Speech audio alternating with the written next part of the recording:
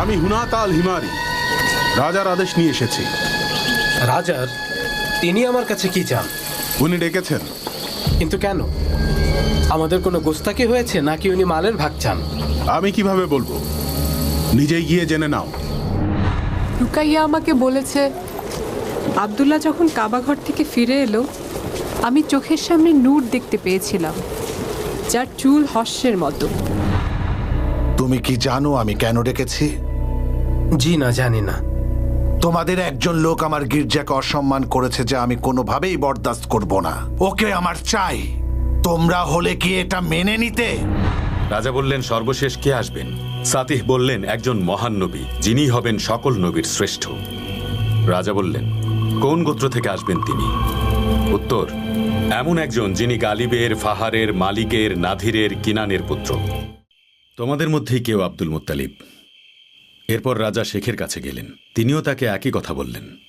শেখ তাকে বললেন, ইয়াজানের রাজত্ব শেষ হয়ে যাবে।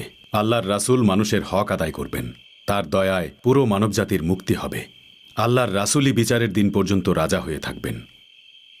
রাজা জিজ্ঞেস করলেন, বিচারের দিন মানে? শেখ বললেন, বিচারের দিন হলো সেই দিন যেদিন সবাইকে মৃত্যুর পর জীবিত করা হবে এবং তার কর্মের জন্য প্রশ্নোত্তর করা হবে। তখন একটা ময়দানে সবাই সমবেত হবে। রাজা জিজ্ঞেস করলেন, আপনি সত্যি বলছেন? শেখ তাকে বললেন, আমার বলা প্রত্যেকটা কথাই সত্য। এটাই আল্লাহ তাআলার ইচ্ছা, এবং এসব তার কথা যিনি এই আসমান এবং জমিন সৃষ্টি করেছেন। তার মানে রাজার স্বপ্ন বাস্তব হবে। ইথিওপিয়ানদের সময় শেষ হতে চলেছে। ইয়েমেনেও কি সবাই এই ব্যাপারে কথা বলছে? সবাই এ ব্যাপারে অবহিত। মক্কার সবাই এ ব্যাপারে কথা বলছে। এখন ঘরে ঘরে এ কথা ছড়িয়ে গেছে। এমনকি এ খবর রাজা নাসারের কাছেও চলে গেছে, এবং তিনি তার পরিবারকে বলেছেন ইরাকে চলে যেতে। উনি পার্সিয়ান রাজাকে একটা চিঠিও লিখেছেন। তারা আলহিরাতে চলে গেছেন এবং এখন ওখানেই রাজত্ব করছেন। তুমি আমার কাছে কি বলতে এসেছো সেটা বলো। ঠিক আছে মক্কা প্রধান, অনেকদিন পর আমি আবার এই পথে বাণিজ্যের উদ্দেশ্যে বের হয়েছি। আমার খবরটা হয়তো তোমাকে খুশি করতে পারিনি, বলতেই চাচ্ছিলাম না, তবুও ভাবছিলাম একবার তোমাকে বলি। চিন্তা না করে বলে ফেলো। আমি আব্দুল মুত্তালিব, যাকে মানুষ অনেক বিশ্বাস করে, এবং আমি আমার মানুষদের বিশ্বাস কখনো ভাঙব না। আব্রাহা। আব্রাহার কি হয়েছে? একটু শুনবেন এদিকে?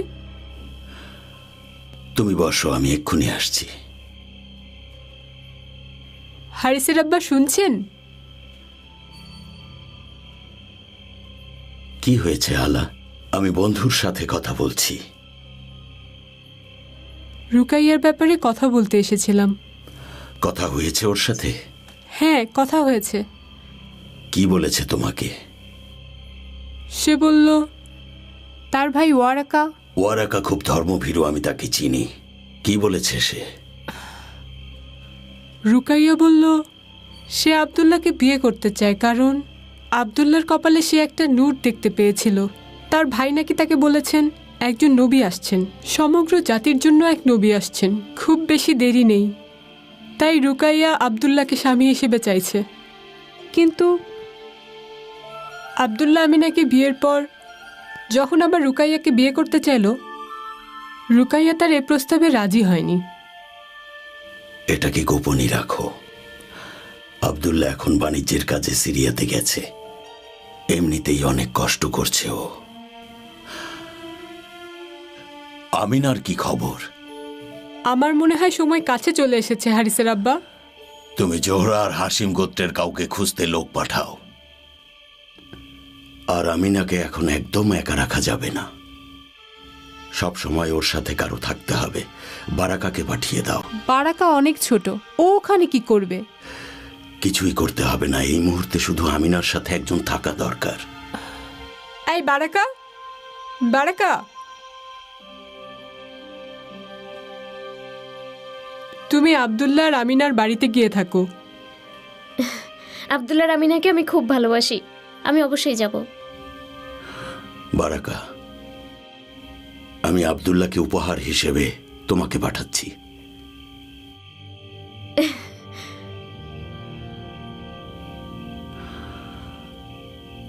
আমি মেহমানের কাছে যাচ্ছি।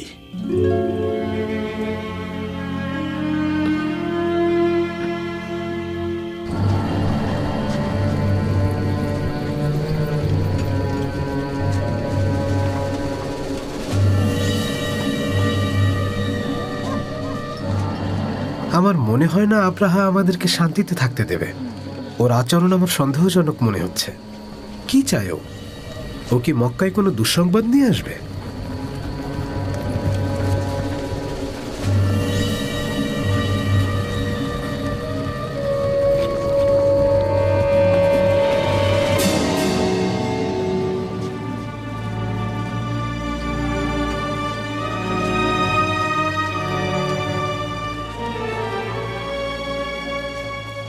বন্ধু আব্দুল মুত্তালিব, আমি তোমাকে ভয় দেখাতে চাইনি, কিন্তু আমি তোমাকে এবং এখানকার মানুষকে নিয়ে ভাবি। আমি বাণিজ্য করি এখানে, আর তুমি তো জানোই খাতেমের লোকেরা কাবাকে মানে না। খুলে বলো বন্ধু, আমি জানি তুমি কিছু বলতে চাইছো। না আব্দুল মুত্তালিব, নিজের জন্য বলছি না, কিন্তু আমার মনে হয় আব্রাহা কোনো পরিকল্পনা করছে। কি পরিকল্পনা? আমি তো তোমাকে সব খুলেই বললাম, আশা করি তুমি আমার কথা বুঝতে পেরেছ। আমাদের সাথে কি শত্রুতা? আব্দুল মুত্তালিব, সে সানাতে একটা বিশাল গির্জা বানিয়েছে এবং সে চাইছে সব মানুষ, বিশেষ করে আরবীয়রা, তীর্থের জন্য সেখানে যাক, যাতে করে ওই সানা আরবের কেন্দ্রবিন্দু হোক। আর তুমি তো জানো যে এটা করে তার কি লাভ হবে। কিন্তু আরবের মানুষেরা যদি সানাতে তীর্থের জন্য যায়, তাহলে আমরা কি তাদেরকে জোর করে থামাতে পারবো? এটা একান্তই তাদের সিদ্ধান্ত। আমি কি করব? আমি নিজেকে প্রশ্ন করেছি কেন সেটা করেছে। কেন? তোমার প্রশ্নের কি উত্তর পেলে? কাবা ধ্বংস করে দেবে। কি বললে? আমি তার সাথে যুদ্ধ করব। আরবীয়রা যারা যারা চায় আমার সাথে যোগ দিতে পারে।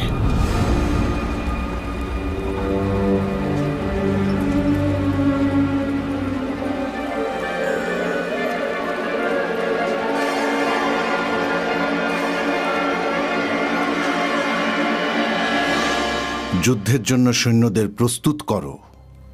মক্কাকে ধ্বংস করার জন্য এগোতে তোমাদের ঠিক কতদিন সময় লাগবে? কয়েক সপ্তাহ লাগবে। আমাকে আরেকটা কথা বলো তো দেখি, মক্কা থেকে ইয়েমেনে যেতে ঠিক কতটা সময় লাগে? প্রায় 1 মাস, এর বেশি লাগবে না। আরবীয়দের মধ্যে কার এত সাহস আছে যে আমাদের মোকাবেলা করতে আসবে? আরবীয়দের মধ্যে কারো সাহস নেই আপনার সামনে এসে দাঁড়ানোর বা আপনার মোকাবেলা করার। তাহলে আমি ওদের ওই পবিত্র কাবা ঘরকে একেবারে ধুলোয় মিশিয়ে দেব, তারপর ওদের ওখানে রাজত্ব করব। আপনি এটা করতে পারলে আরব আমাদের হাতে চলে আসবে। একবার যদি আরব আমার হাতে চলে আসে, তাহলে আমার উদ্দেশ্য সফল। আমরা আমাদের সীমানা সিরিয়া পর্যন্ত বাড়িয়ে দেব। এটাই আমাদের একমাত্র উদ্দেশ্য। যেভাবেই হোক আমাদেরকে এটা করতেই হবে।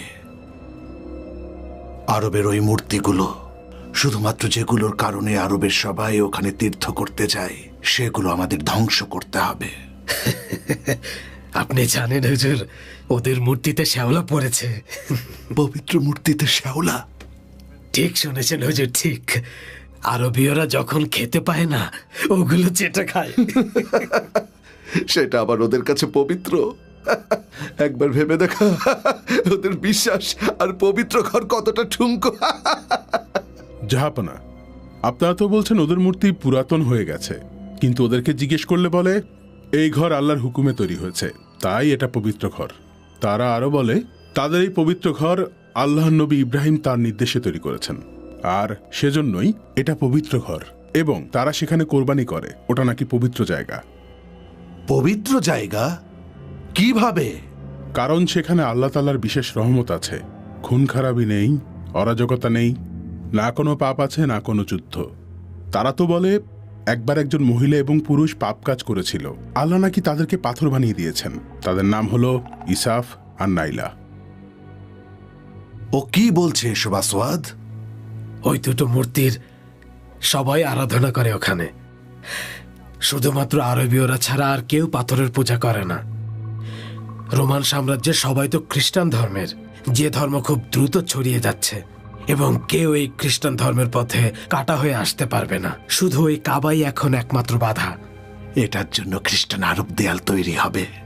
পার্সিয়ান রাজত্বের মধ্যে কিসরা, আনু এবং সারওয়ানের ঠিক মুখের উপরে আমাদের সময় চলে এসেছে। তৈরি হও, সবাইকে যুদ্ধের জন্য প্রস্তুত করো।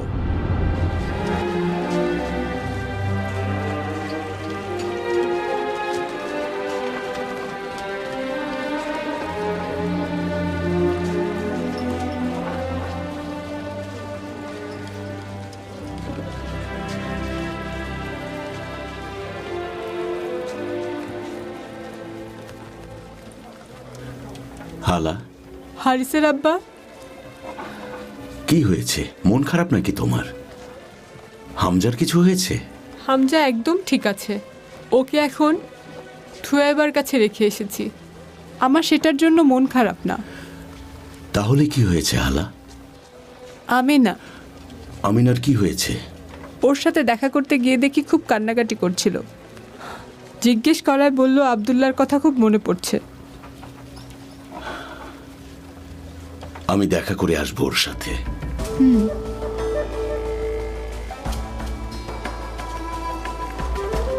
হামজা,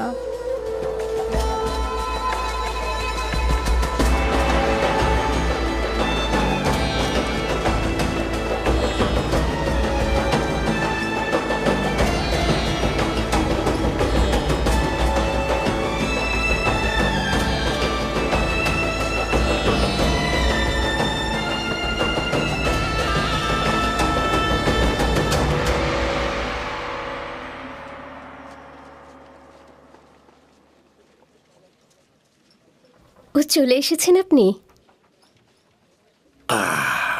আমার প্রিয় পুত্র তালিব, তুমি কি আব্দুল্লাহর বাড়িতে আমিনাকে দেখতে গিয়েছিলে? হ্যাঁ, আমিনার সাথে কথা বলে এসেছি। ওর কি কিছু লাগবে?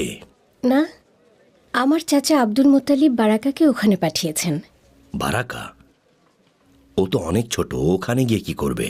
আমার চাচা নিজে ওকে আব্দুল্লার বাড়িতে পাঠিয়েছেন। আর বারাকাও ওখানে খুশি মনে থাকতে চেয়েছে। আর ও তো রান্না করার কাজ আর পানি তোলার কাজ করতে পারে। এমনিতে মেয়েটা খুব কাজের, ঘরের সব কাজ পারে। আমি নিশ্চিত ও আমিনাকে সব সাহায্য করবে। রাব্বিল কাবা ওর ভালো করুক ফাতিমা, আমি দোয়া করি।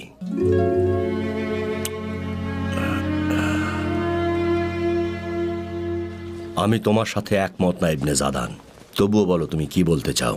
শোনো আবু তালিব, শোনো কুরাইশের লোকেরা, এই যে পবিত্র ঘর, যেহেতু আমরা এতদিন ধরে পবিত্র ঘরকে রক্ষা করে আসছি, তাই সামনেও রক্ষা করার দায়িত্ব আমাদের। আমাদের নিজেদেরকে নিয়ে ভাবতে হবে, আমাদের আত্মীয় স্বজনের কথা ভাবতে হবে। কারো যদি কোনো সাহায্যের দরকার হয় আমাদেরকে সাহায্য করতে হবে।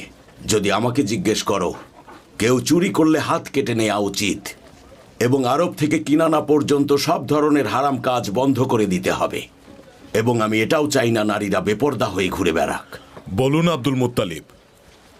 হে মক্কা প্রধান, এজন্যই তো আপনাকে সবাই এত পছন্দ করে। আমি হাশেমের পুত্র আব্দুল মুত্তালিব বলছি। কুরাইশ বংশের কোনো কন্যা সন্তানকে আর জীবিত অবস্থায় কখনো মাটি চাপা দেয়া যাবে না। আল্লাহ বলেছেন, পুত্র সন্তানের চেয়ে কন্যা সন্তানদেরকে আমাদের বেশি ভালোবাসতে হবে। পুত্র অপেক্ষা কন্যা আমাদের কাছে বেশি ভালোবাসার। আর কোনো কন্যা সন্তানকে জীবিত কবর দেয়া হবে না। কন্যারা বড় হয়ে আমাদের ঘর সংসার সামলান, তারা সন্তান প্রসব করেন, ঘরবাড়ি সামলান, আহার তৈরি করেন। কিভাবে তাদের জীবিত পুঁতে ফেলবে? আর যখন যখন তোমরা বৃদ্ধ হয়ে যাবে, তখন একমাত্র কন্যা ছাড়া তোমাদের আর কেউ দেখবে না।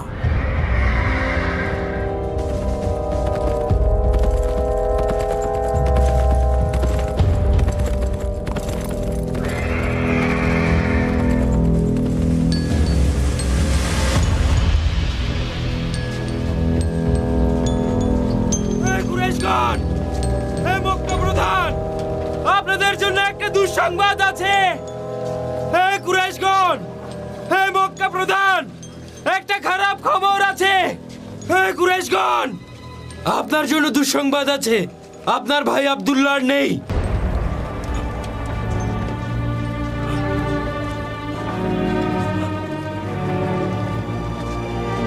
আব্দুল্লাহ,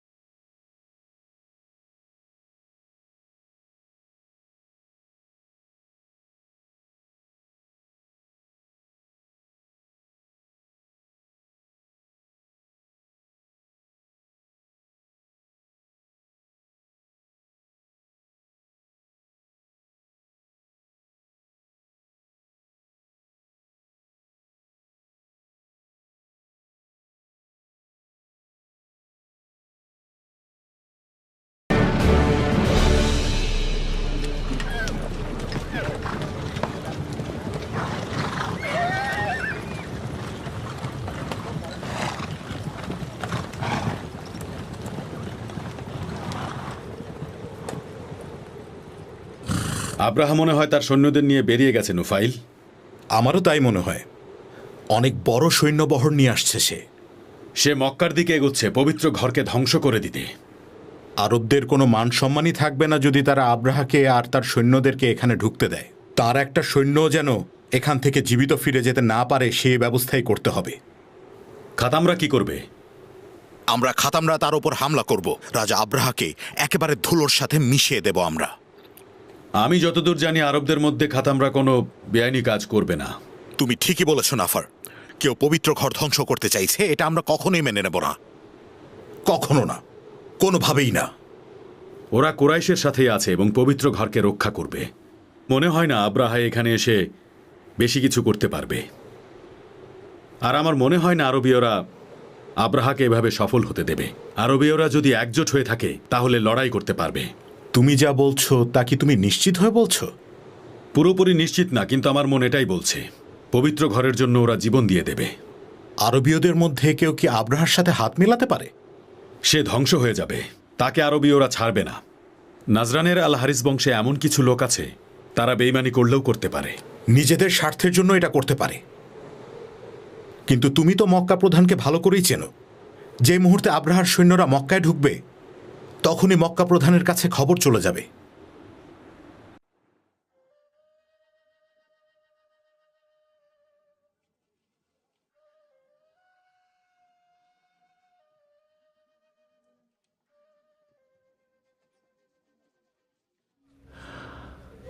এভাবে আমাদের ছেড়ে গেলে আব্দুল্লাহ, আমার মন মানতে চাইছে না।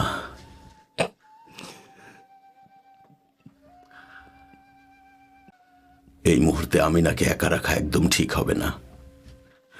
নিশ্চয়ই ও ভেঙে পড়েছে। ওর কষ্ট আমরা অনুমানও করতে পারছি না। ওর অনাগত সন্তানের জন্য এটা দুঃসংবাদ। ওর দিকে খেয়াল রাখতে হবে। ওকে একদম একা ছাড়া যাবে না। আমি আগে থেকেই সে ব্যবস্থা করে রেখেছি। ওর অবস্থাটা আমি বুঝতে পারছি।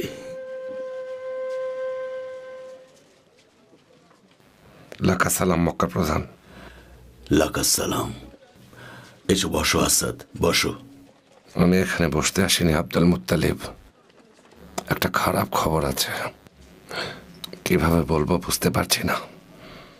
আমার ছেলে আব্দুল্লাহর মৃত্যুর চেয়েও ভয়ঙ্কর কোনো খবর সেটা? বলুন না চাচা, কি খবর? ইথিওপিয়ানরা আব্দুল মুত্তালিব কি করেছে? জলদি বলো। ওরা এদিকে এগিয়ে আসছে।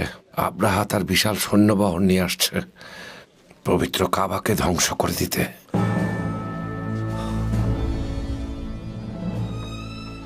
হিমিয়ার থেকে একটা খবর এসেছে। নাফার বলছি, মক্কা প্রধান হাসিম পুত্রকে। আব্রাহা তার সৈন্যবহর নিয়ে খুব দ্রুত মক্কার দিকে এগিয়ে যাচ্ছে। সাথে হস্তি বাহিনী আছে, আর পবিত্র কাবাকে তারা চিরদিনের মতো ধ্বংস করে দিতে চায়।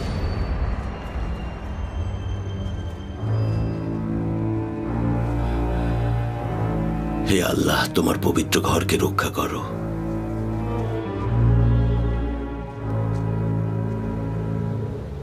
সবাই শুনুন আমার কথা। আব্রাহা আর তার সৈন্যবহর মক্কা ধ্বংস করতে এগিয়ে চলেছে। বিশাল সৈন্যবহর তার। আমরা হয়তো সবাইকে মারতে পারবো না, কিন্তু কেউ যেন বলতে না পারে যে আব্রাহা আর তার সৈন্য ইয়েমেনের উপর দিয়ে মক্কায় পবিত্র ঘর ধ্বংস করতে গেছে। কিন্তু ইয়েমেন থেকে কেউ কোনো রকম বাধা দেয়নি। এখন কি করতে হবে সেটা বলো। আমরা আমাদের তীর ধনুক দিয়েই তাদের উপর হামলা করব। তারপর মরুভূমির দিকে যাব। প্রথম আক্রমণের পর আমরা দ্বিতীয় আক্রমণের জন্য তৈরি হব। যখন সে খাতামের ভূমিতে আসবে আর সেদিক দিয়ে আব্দুল মুদানে আসবে, সেখানেও আমরা একইভাবে আক্রমণ করব। তবুও যদি সে মক্কা পর্যন্ত পৌঁছে যায়, তাহলে অবশ্যই মক্কার লোকেরা সেখানে তাকে প্রতিরোধ করবে।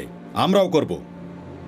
আর আমরা যদি আব্রাহাকে মারতে পারি, তার সৈন্যবহর দুর্বল হয়ে যাবে আর তারা অবশ্যই পালাবে।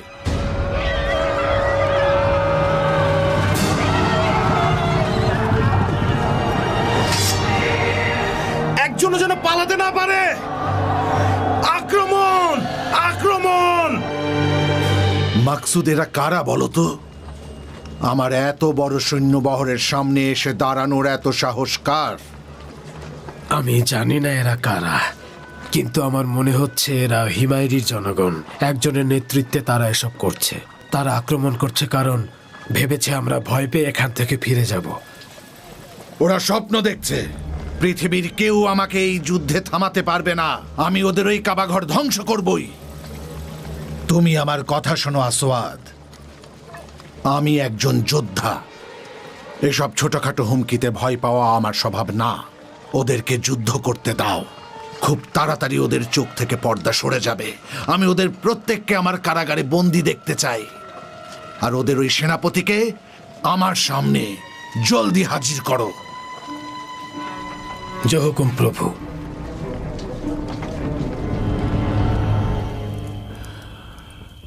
আসুন কুরাইশের গণ্যমান্য ব্যক্তিরা, আমি আজ আপনাদের এখানে ডেকেছি কারণ নিশ্চয়ই আপনারা খবরটা পেয়েছেন।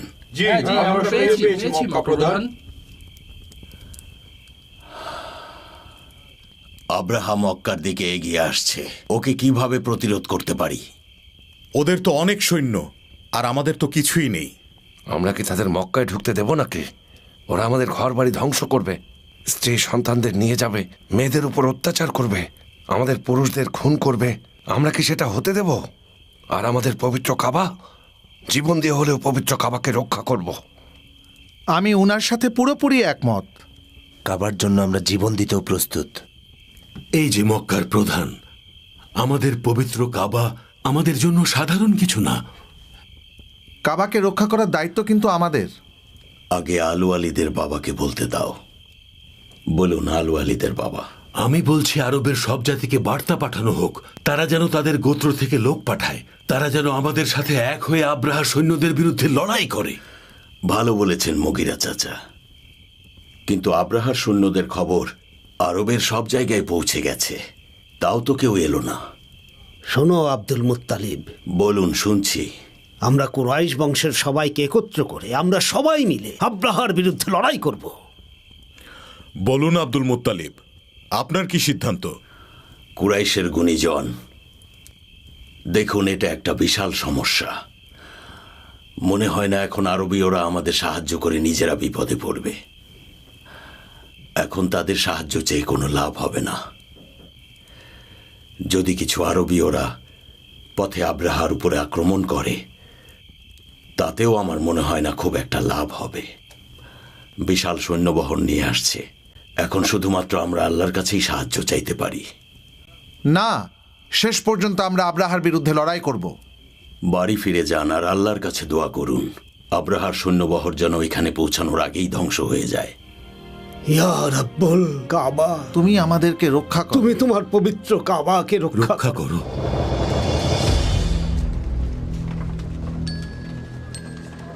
নাফারের লোক আল হিমায়রি, যারা আব্রাহার বিরুদ্ধে যুদ্ধ করার সাহস পেয়েছে। কোন সাহসে তোমরা এটা করলে? আপনি নিজেও ভাবতে পারছেন না আপনি কত ভয়ঙ্কর কাজ করতে চলেছেন। ওই পবিত্র ঘর আরবীয়দের গর্ব। ওই কাবা ঘর আল্লাহ তাআলার নির্দেশে নির্মিত হয়েছে। তুমি কি বুঝতে পারছো আমি তোমার সাথে কি করতে পারি নাফারি? সেটা আমি জানি না, কিন্তু আপনি যদি আমাকে জীবিত ছেড়ে দেন আপনার বিপদ হতে পারে। কথাটা মনে রাখবেন। আমাকে ভয় দেখানোর চেষ্টা করছো? এটা জানার পরেও যে আমি রাজা আব্রাহা? একে লোহার শিকল দিয়ে বেঁধে রাখো আর নিয়ে চলো আমাদের সাথে, যাতে নিজের চোখে আমাদের সাথে গিয়ে দেখতে পারে কিভাবে আমরা ওদের ওই কাবা একেবারে ধ্বংস করি। আমি ভয় দেখানোর চেষ্টা করছি না, শুধু সতর্ক করছি। আজ পর্যন্ত যারা কাবা আক্রমণ করার চেষ্টা করেছে তাদের নাম চিরতরে মুছে গেছে। নিয়ে যাও আর আমি যা বললাম তাই করো।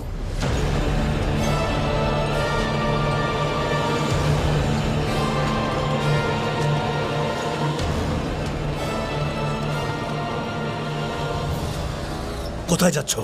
কি হয়েছে তাড়াতাড়ি বলুন। বলো কোথায় যাচ্ছ? কোথায় যাচ্ছেন আপনারা? আপনারা আসার আগে আমরা এখান থেকে পালিয়ে যাচ্ছি। কি হয়েছে? কোথায় পালাচ্ছ?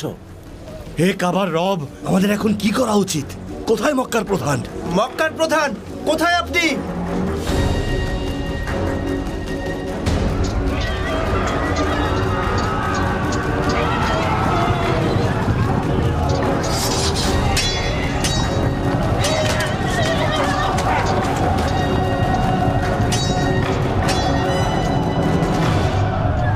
সাবধান করে দিচ্ছি নুফাইল, তোমার লোকদের তলোয়ার ফেলে দিতে বলো, না হলে বেঁচে ফিরবে না কিন্তু। এক শর্তেই আমরা আমাদের তলোয়ার ফেলবো। কি? খাতামের যত লোককে তোমার রাজা বন্দী করেছে তাদের সবাইকে ছেড়ে দিতে হবে। সেই সিদ্ধান্ত শুধু রাজাই নিতে পারবেন। আচ্ছা ঠিক আছে, মানলাম। তাহলে আমি তোমাকে আর একটা শর্ত দিচ্ছি, তুমি আমাদের সৈন্য দলে যোগ দেবে এবং আমাদের সাথে মক্কায় যাবে। তো কি বলো তুমি?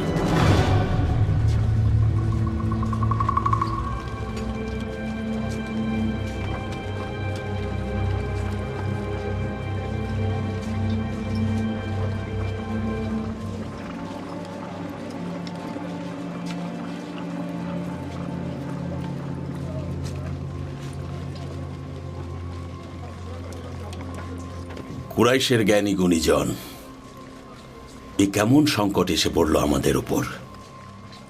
আব্রাহার সৈন্যবহর তো একেবারে কাছে চলে এসেছে, কিন্তু তাদের মক্কায় আসার পথে আমাদের বন্ধু নাফার আক্রমণ করেছে। নোফাইল ইবনে হাবিব ও খাতাম গোত্রকে সাথে নিয়ে আক্রমণ করেছে, আর অন্যদিকে আব্দুল মোদানের লোকেরাও প্রতিরোধ করে তুলেছে। এখন যদি আমরা শুধুমাত্র কুজ্জাহ, কিনানা, আলা হাবিস থেকে লোকজনকে একত্র করতে পারি, বিশেষ করে যারা তলোয়ার চালাতে পারে, তাহলে ভালো হতো। আরবের বাকি গোত্রদের ক্ষেত্রে আপনার কি বলার আছে মক্কা প্রধান? আব্রাহার সৈন্যদের সামনে লড়াই করার মতো অবস্থা আরবের অন্য গোত্রদের নেই। তার মানে আমাদেরকে এই আব্রাহার বিশাল সৈন্যবাহিনীর সাথে লড়তে হবে? ঠিক বলেছেন আপনি। কি ভাবছো আব্দুল মুত্তালিব?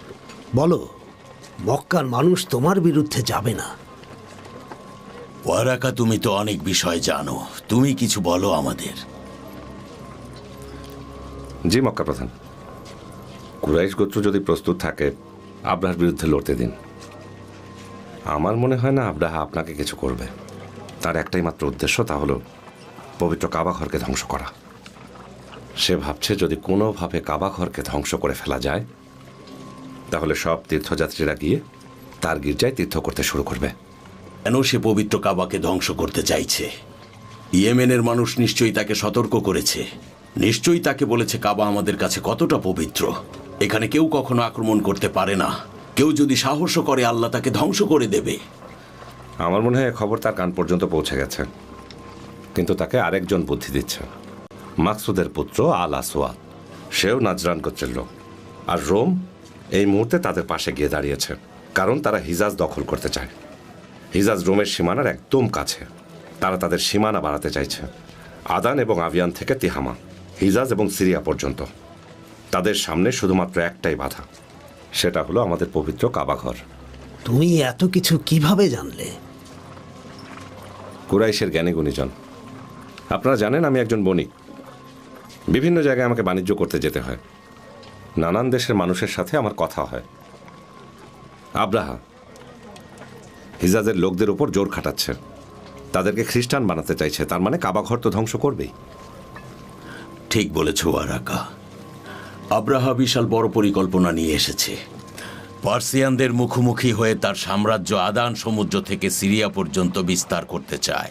এর ফলে রোমানরা ভারত মহাসাগরে পৌঁছে আরবদের সাথে মৈত্রী চুক্তি করবে। এই কারণে সেই ভূমিতে একটা নিরাপদ বাণিজ্যের জন্য যোগাযোগ ব্যবস্থা গড়ে তুলতে পারবে। এই পরিকল্পনা সফল হবে না যদি আরবদের জোর করে খ্রিস্টান না বানানো যায়, আর আমাদের পবিত্র কাবা ধ্বংস না করা হয়। কাবা ঘরকে? কাবাকে কিভাবে ধ্বংস হতে দেব? যেভাবেই হোক আমাদের পবিত্র ঘরকে বাঁচাতেই হবে। আমাদের সবাইকে যে কোনো কিছুর জন্য প্রস্তুত থাকতে হবে। আশা করছি রাব্বুল আলামিন আমাদেরকে অবশ্যই একটা পথ দেখাবেন। আমি বলছি এই সিদ্ধান্ত আমরা তোমার উপরেই ছাড়ি। তুমিই মক্কার প্রধান, তুমিই তো আমাদের নেতা।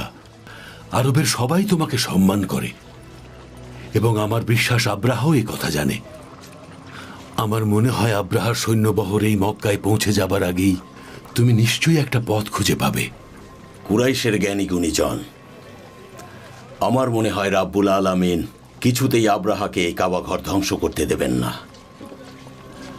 সবাই যান, আপনারা সবাই পবিত্র কাবা ঘরে যান আর আল্লাহর কাছে দোয়া করুন, তিনিই সাহায্য করবেন। আমি দেখছি আব্রাহার সাথে যোগাযোগ করার কোনো ব্যবস্থা করা যায় কিনা।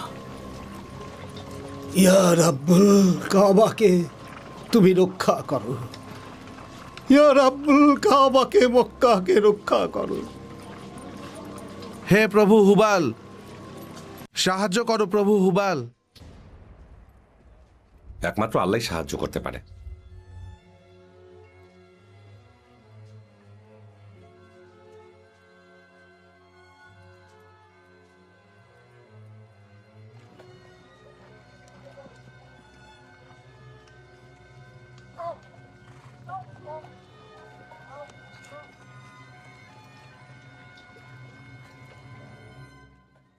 ওই হিমায়রিকে নিয়ে এসো, আর সাথে ওই নুফাইলকেও আনো। শোনো হুনাতা, বলুন মালিক। মক্কাতে পৌঁছতে আমাদের আর কতদিন সময় লাগবে? কয়েকদিনের মধ্যে উকাজে পৌঁছে যাব, তারপরেই আমরা নাখলায় পৌঁছে যাব। নাখলার পাশেই মক্কা। খুলে দাও এদেরকে।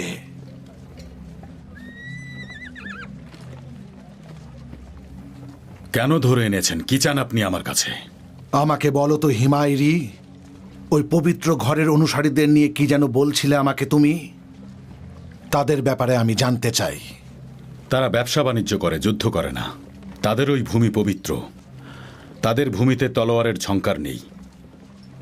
ওখানে কোনো যুদ্ধ হয় না, সেখানে কোনো মারামারি হয় না। শুধুমাত্র নির্বোধরাই ওখানে যুদ্ধ করতে যায়। আর তাছাড়া অনেকদিন ধরেই আরবের উপর অনেকের নজর আছে। আর সমগ্র আরবের মধ্যে ওই জায়গাটি একটি বিশেষ জায়গা। ওখানে সবাই হজ করতে যায়। ওখানকার পুরুষেরা এবং নারীরা পাপ মুক্ত। কুরাইশ বংশের নারীকে কেউ কখনো বন্দী করতে পারে না। এক কথায় বললে পুরো আরবের মধ্যে ওরা সম্মানিত, কারণ পবিত্র কাবার দায়িত্ব ওদের। এটা কি সত্য নাকি হিমায়রি? আরবীয়রা ভাবে পৃথিবীর কোনো রাজাই কাবাকে আক্রমণ করে কখনো ধ্বংস করতে পারবে না, এমনকি আমিও না। আপনি ঠিকই শুনেছেন, এবং এর প্রমাণও আছে। লোহাই পুত্র আম্র, সে সিরিয়া থেকে মূর্তি এনে কাবার ভেতরে রেখেছিল। তার মধ্যে হুবাল নামে একটি মূর্তিও ছিল। সে কাবার ভেতর মূর্তিটা রাখল এবং ধ্যান করতে শুরু করল। অনেকে বলে ইব্রাহিমের ধর্মের সাথে এর কোনো সম্পর্ক নেই। এই কথা সবাই জানার পর জুরহুম নামে তার পুরো গোত্রকে মক্কা থেকে বের করে দেয়া হয়। আরবীয়দের আরেকটা কাহিনী আছে। আসাদ আবু কারিব নামে এক রাজা, যে কাবাকে ধ্বংস করতে চেয়েছিল, আল্লাহ নিজে তাকে থামিয়েছেন। আর তার সাথে খুব অদ্ভুত ঘটনা ঘটে।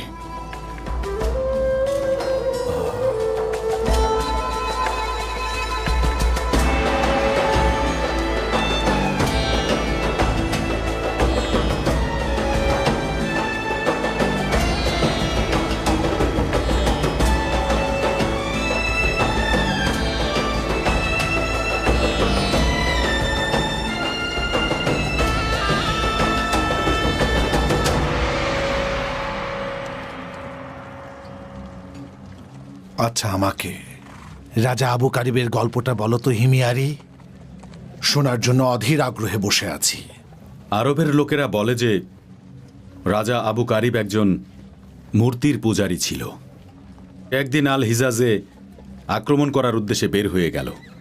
যখন সে হুজাইল পার হলো, তারা তাকে বলল, দয়া করুন মালিক, হুজাইল গোত্রের লোকেরা খুব গরিব, কিন্তু তারা এমন একটা ঘরের সন্ধান দিতে পারেন যেখানে হিরে জহরতের কমতি নেই। সে যেন সেখানে গিয়ে আক্রমণ করে। সেই পবিত্র ঘরটি ছিল মক্কায়, তার নাম কাবা। তারপর রাজা আবু কারিব মক্কায় পৌঁছালেন কাবায় আক্রমণ করতে, কিন্তু দুজন জ্ঞানী মানুষ তাকে থামালেন। তারা তাকে বললেন, রাজা আবু কারিব, আজ পর্যন্ত যারাই পবিত্র কাবার ঘরে আক্রমণ করতে চেয়েছে, সে তার সৈন্যসহ মরুভূমির উপর ভয়ঙ্কর এক মৃত্যু উপহার পেয়েছে। রাজা আল কারিব, মহান আল্লাহ তালার নির্দেশে এই পবিত্র কাবা ঘর নির্মাণ করা হয়েছে।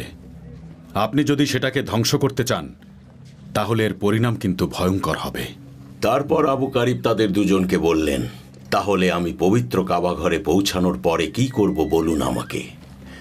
জ্ঞানী লোক বললেন, সবার মতো আপনিও সেখানে সিজদা করুন, কাবার চারদিকে ঘুরুন এবং কাবার সম্মানে আপনার মাথার চুল কাবার উদ্দেশ্যে কামিয়ে ফেলুন এবং যতক্ষণ কাবার মাটিতে থাকবেন সিজদা করুন।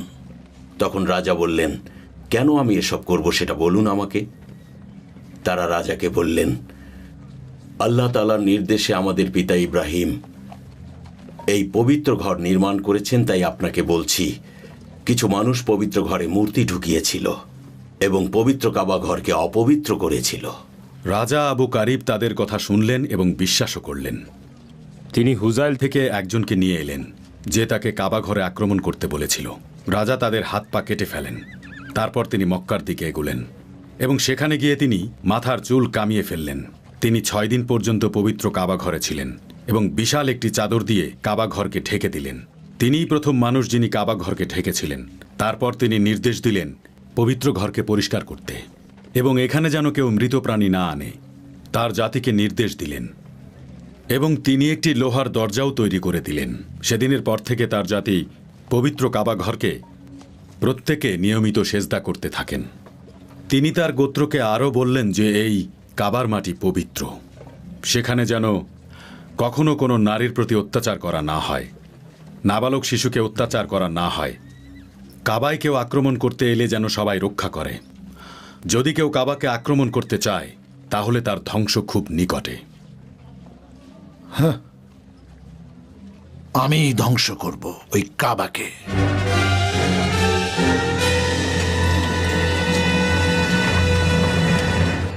আমি খুব তাড়াতাড়ি এর শেষ দেখতে পাচ্ছি।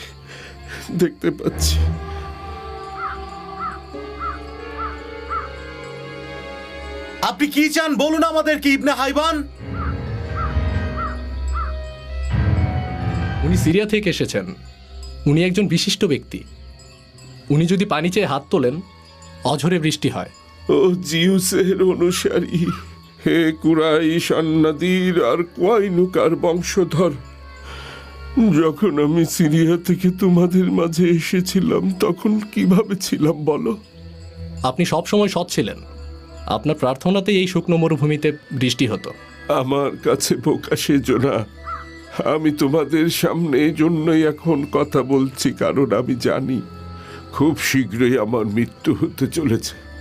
কি মনে হয় তোমাদের, কেন আমি সিরিয়া ছেড়ে তোমাদের মাঝে এসেছি, যেখানে সারাবার খাবারের লহর বইত?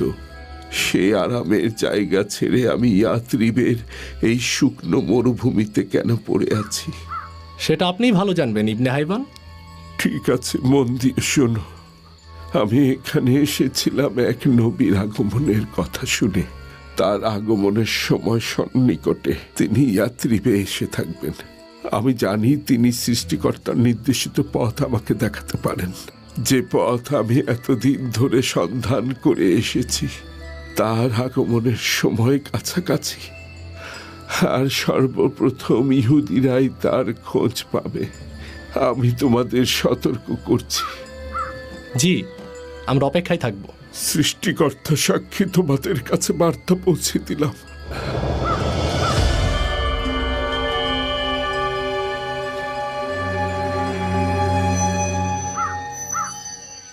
আমরা ইবনে হাইবানের শেষ কথাগুলো মনে রাখবো।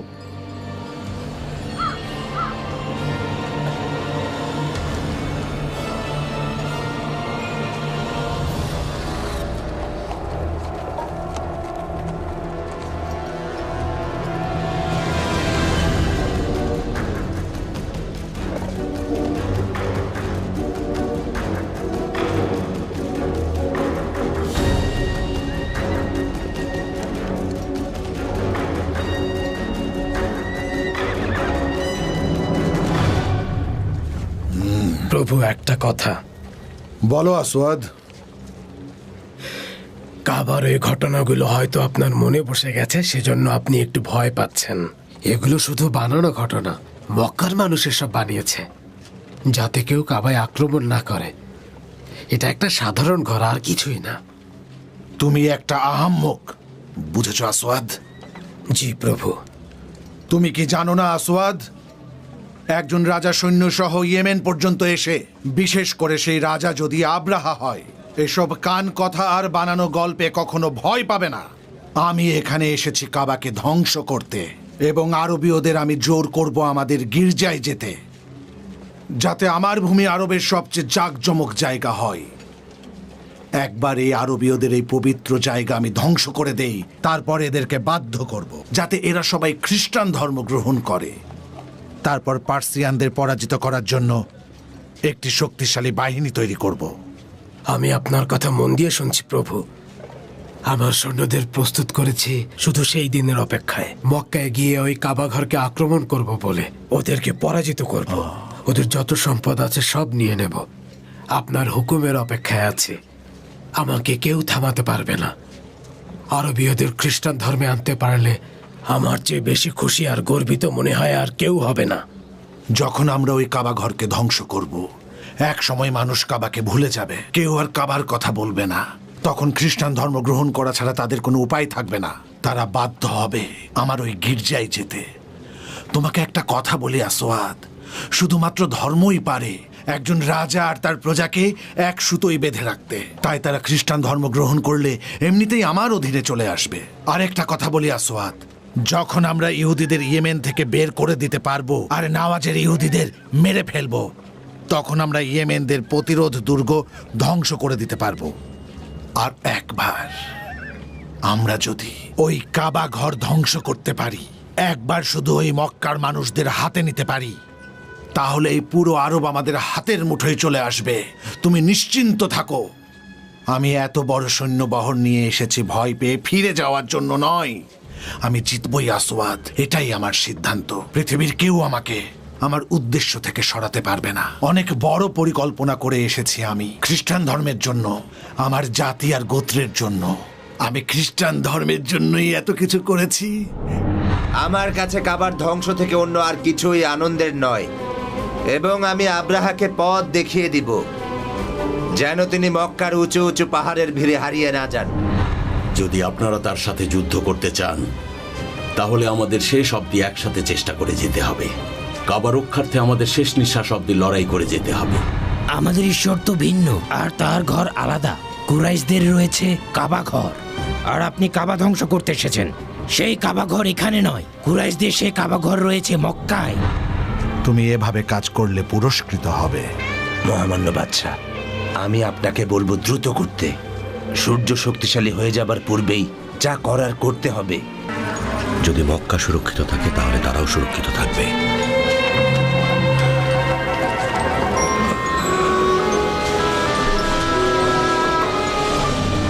ধৈর্য ধরো, সকল পশু ফিরিয়ে আনবো।